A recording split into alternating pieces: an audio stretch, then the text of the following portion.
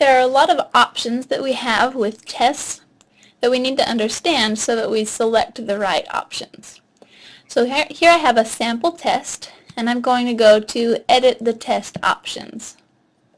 What we're going to look at in this video is all the sections of number 2, Test Availability. First, making the link available is important. You might select dates that you have it appear, but if it's not available, it will not appear. If you select yes to make it available and select specific dates, it will not really be available except for during those dates. But if you select the dates, you need to select yes. If you don't select dates, then you can go in and manually make it available or not available. The second, add a new announcement for this test. This will post an announcement in Blackboard, which will also go out here in their notifications, so it will let students know that a test is available. Now, if it's not going to be available technically until here, until the date that you set, that announcement will be posted then, not now. Multiple attempts are your prerogative. If you select multiple attempts, unlimited attempts, they can go in and take the test as many times as they want. Many students will not use that option, but some will.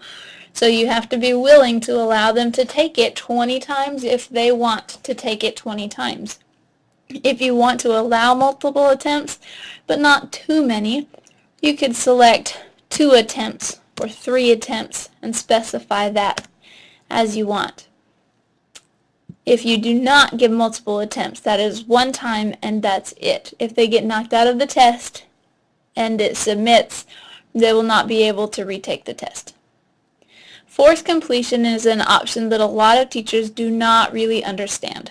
It says once started, this test must be completed in one sitting.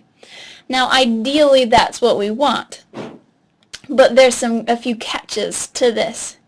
A student can technically do this test in one sitting, but they get knocked off the internet for whatever reason. Yes, you can be knocked off the internet even if you're using a landline.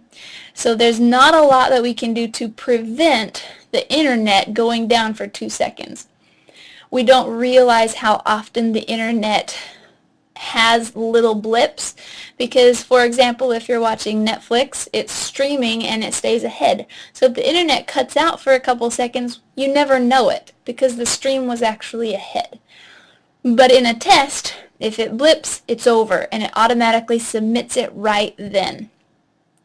Now, forced completion means that if for any reason they leave the test, it's done. That includes the internet having issues.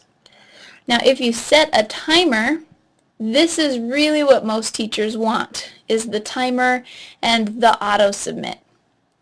If you use a timer and auto-submit is on, that means that they have 60 minutes to complete the test.